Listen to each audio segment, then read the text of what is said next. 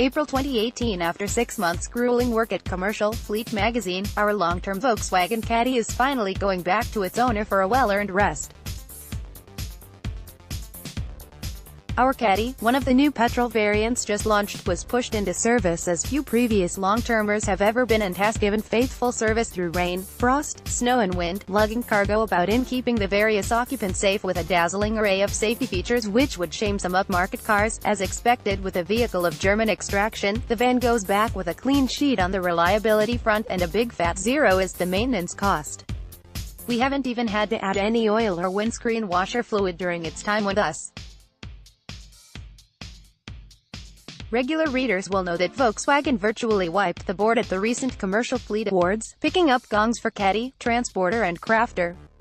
And, as one of the awards judges, I had no hesitation in putting up my hand to vote for those models. VW has consistently outperformed other marques from outside Germany over the years, and the Caddy is a shining example of what a van should be. Not exactly cheap, admittedly, but value for money and loaded with enough safety devices and features to keep any van driver happy. Our van is the highest spec available and, therefore, has standard items that most fleet drivers won't get. But even at lower levels, the Caddy has a good range of kit. Most notable is the front assistance city emergency braking system, which is now standard across all VW vans. The system works up to 30 miles per hour and applies the brakes automatically if an imminent crash is detected. It's a fantastic piece of safety kit, and one which helped Volkswagen to win all those prizes. As stated in a previous road test report, the system was called into action once during our tenure with the Caddy, so we can assume that some major damage was avoided because of it. Volkswagen launched this new model, plus a petrol-powered Transporter, in the face of the recent demonization of diesel fuel, which has seen many green campaigners urging fleets to ditch heavy oil and go for something less polluting, such as petrol in the case of vans, as there are few electric and hybrid CVs currently available. But the funny thing is that, in the 6 months we have had the Caddy, the fickle pendulum of public opinion has again been on the move, and certain people who know a thing or two about science are now asking whether diesel fuel really is all that bad after all. While they fully accept that the sooty particles in diesel contribute to around 40,000 deaths per year in the UK alone, they also point out that petrol emits more CO2 than diesel, and as petrol car and van sales are rising, so greenhouse gas emissions in the UK are growing too. So where does that leave the hapless van fleet operator who wishes to do their best for the planet? Between a rock and a hard place, I'd say. While the public is the first to bang on about noxious emissions, consumers are also the first to complain when their parcel from Amazon wasn't delivered by van, of course, or the plumber didn't turn up in a van to repair their toilet. Fleets have insufficient options when it comes to alternatives to diesel. More manufacturers need to follow the lead of Renault and Nissan by putting electric vans into the market. Volkswagen will launch the e-Crafter later this year. It's undergoing trials now, but it needs to speed up the introduction of the technology across its van range to give fleets viable alternatives. March 2018. Despite dirty diesel concerns, Trevor Gelkin would recommend the diesel counterpart to high-mileage users. I remember when van manufacturers switched from petrol to diesel engines back in the 1980s and early 90s. At the time, I had to get used to a completely new way of driving, given diesel motors act differently compared with petrol ones. Then it involved learning not to change down when overtaking and keeping the revs under 2,000 revolutions per minute to extract maximum torque from the heavy oil power plants. Now with our long-term Volkswagen Caddy sporting a new petrol engine, I'm having to revert to the pre-diesel upsurge days, revving slightly higher to find the engine sweet spots and changing gear more frequently. It is for this reason I have yet to mention fuel consumption for our test van, despite the fact that this is the 6th article written since taking it on. Now fully conversant with our Caddy's driving habits, I can reveal that my overall fuel consumption figure so far is 45.6 mpg, a tad short of the claimed 48.7 mpg, but by no means disappointing. owing to the fact that the official figures are calibrated on a rolling road with no loads on board, which means you don't have much hope of replicating them in real life.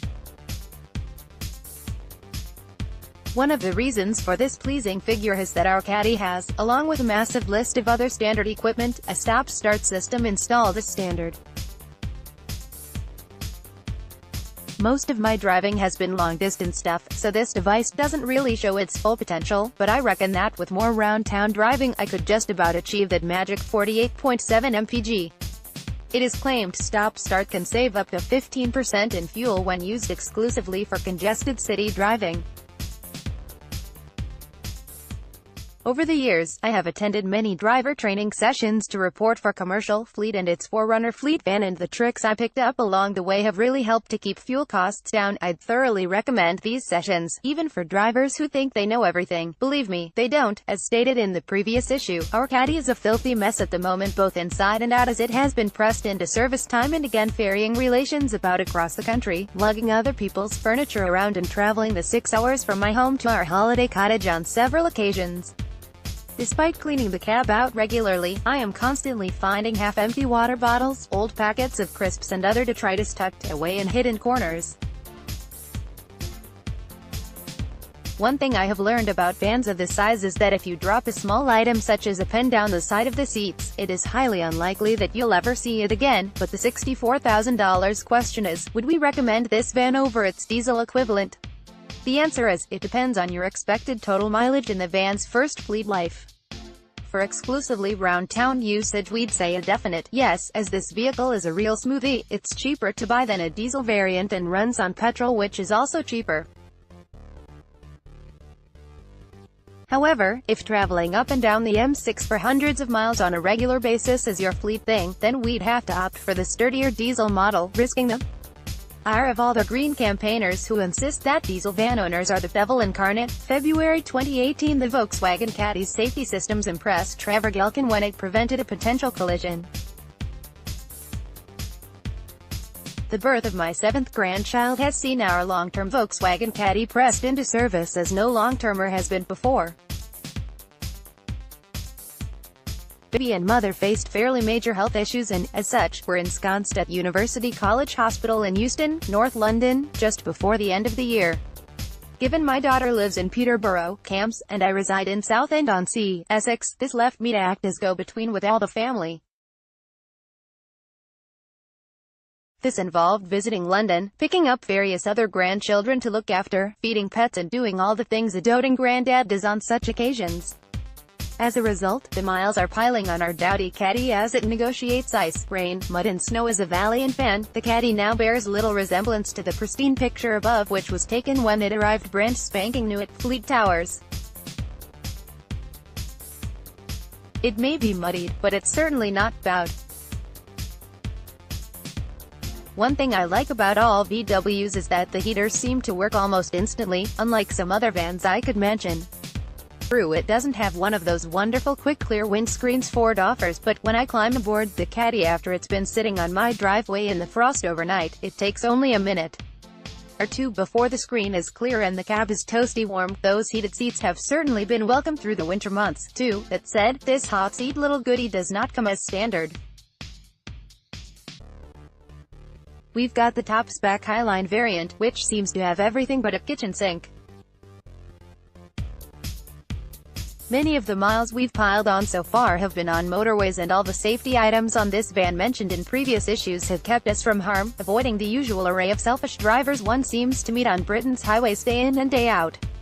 The collision prevention system actually came into its own the other day while in town, when a careless driver pulled out of a side junction right in front of me. I wondered at first if some unseen deity had taken pity on me as the brakes slammed on of their own accord, before I realized what was happening. What a fantastic piece of kit this is, and I take my hat off to Volkswagen for adding it as standard to all its commercial vehicles.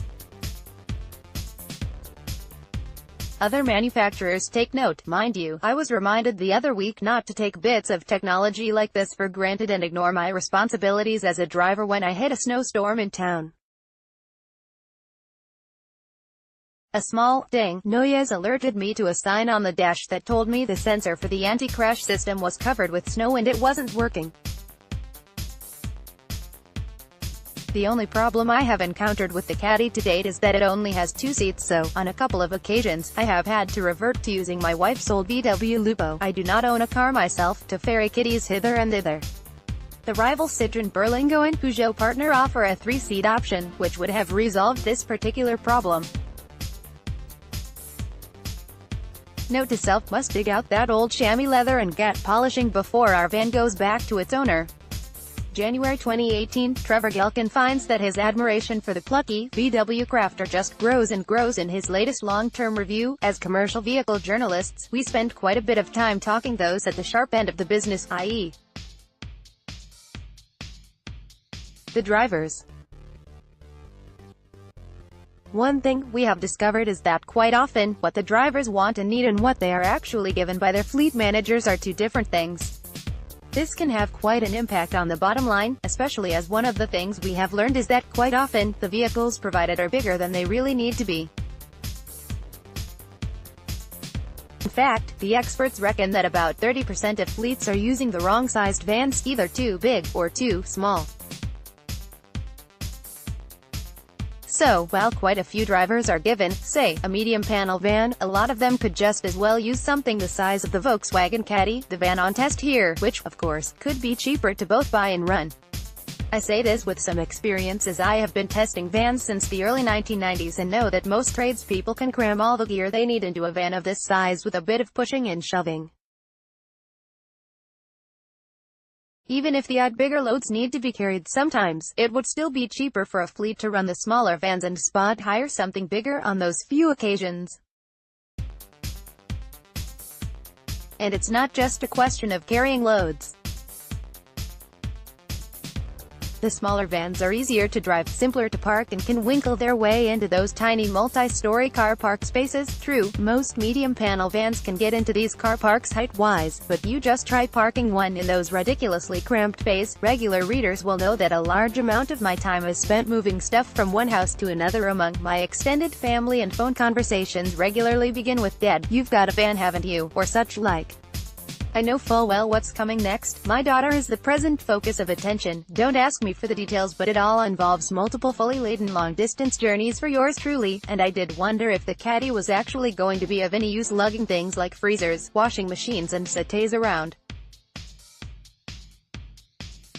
In the event, we have yet to find a load that won't go into this dowdy little van after a bit of shoving and head-scratching, and as the miles pile on, my admiration for the plucky VW just grows and grows.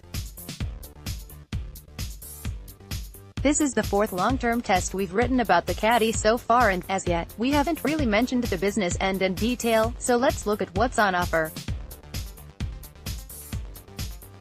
There's a full bulkhead for starters, pretty much standard nowadays, but the floor is the plastic non-slip variety, which is usually a paid-for extra. This item is a godsend when transporting small bits of cargo as it saves them sliding all over the place between points A and B. Then there's half-height protective paneling to stop heavy loads causing reverse dings, the curse of any van fleet. Once you get one, they are nigh on impossible to eliminate cost-effectively and could knock hundreds of pounds off the value of the van when you come to sell it. Meanwhile, there are 8 load lashing eyes to keep things in order. The only complaint is that our rear doors feature see-through glazing. We'd recommend the metal type instead, as it stops would-be thieves nosing in and seeing what you are transporting. December 2017. The Caddy's many small features as standard give our top-spec model the wow factor in its recent company fleet review. One of the reasons we run long-term test vehicles is that, quite often, we get a completely different handle on a vehicle than we would by just testing it for a week. Living with a van day in, day out over a period of 6 months and covering thousands of miles can lead to either gold stars or brickbats. With our Volkswagen Caddy, the gold stars come thick and fast, and even after a couple of months behind the wheel, I am still discovering little goodies I hadn't noticed before. These smaller items in themselves aren't exactly what you would call earth-shattering, but added together, they really give the Caddy a wow factor that most other vans of its size don't have. Admittedly, our test vehicle is the top-spec Highline variant, and lesser models, which some readers might prefer, won't get all these bits and bobs. But for the price £17,735 ex-VAT, you certainly get a lot of features included. We've spoken in the past about Volkswagen's brave move to add the front assist with city emergency braking system to all its vans and the various other big-ticket items which make this van about as safe as any vehicle on the road, so let's look at some of those smaller goodies. For starters, there are vanity mirrors to be found under both driver and passenger sun blinds. Such items are only usually included in vans that are derived from cars. That's the first thing my partner looks for in a new vehicle, so at least she's happy from the off. Her joy was increased further when she discovered that it's not only the driver's seat that adjusts for height, the passenger one does too, also fairly unusual in a van. On top of all that, we both have heated seats. Not many fleet drivers are going to get those. A lumbar adjustment on the driver's seat, meanwhile, is an extra I appreciate as it saves any back twinges on long journeys. There's an overhead parcel shelf to store all that detritus van drivers seem to accumulate and a couple of coffee cup holders in the center console which are essential for confirmed coffeeholics like me. There's a USB port on the dash which means I can charge my iPhone on the move without having to buy a special adapter that plugs into the cigar lighter. That's saved about £20 for starters. Then, on the safety front, in addition to the airbags all round, the van's sat-nav unit also offers a park pilot facility. This not only acts in reverse but will flag up any obstructions in the front. This may be commonplace in cars, but it's still a novelty in the LCV sector. As a bit of an old technophobe, to be honest, I am still trying to work out all the functions of the Caddy's infotainment, sat-nav park pilot system. It seems to do just about everything but make the tea. So is there anything I don't like about the Caddy? Well, as usual, I have found a couple of gripes, although by rights they should perhaps be described as nitpicks.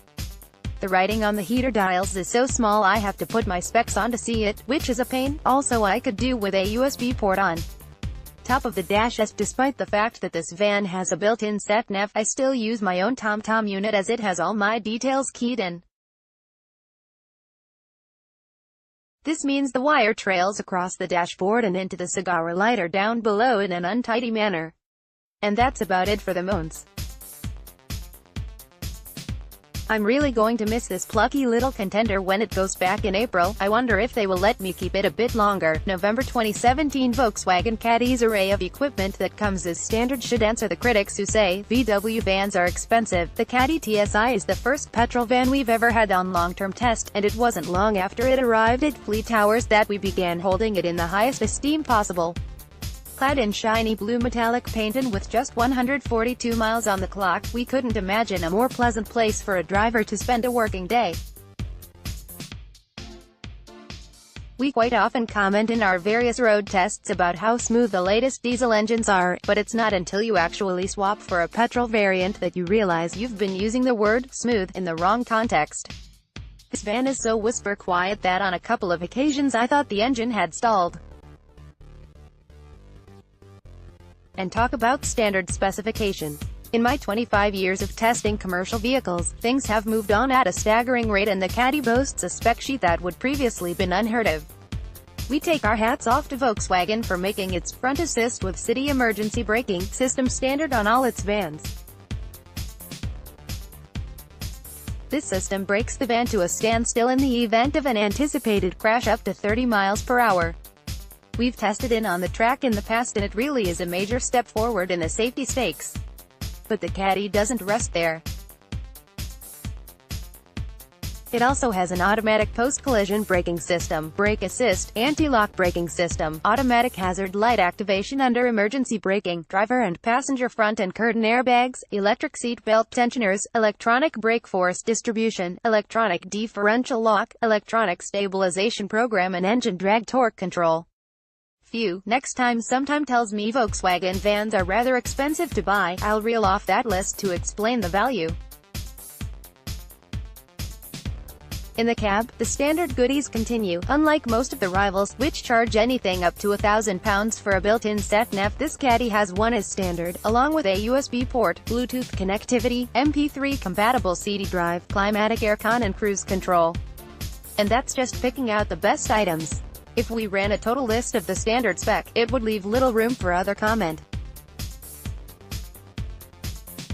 This particular Caddy was put together especially for commercial fleet, so the VW PR office added a few extras.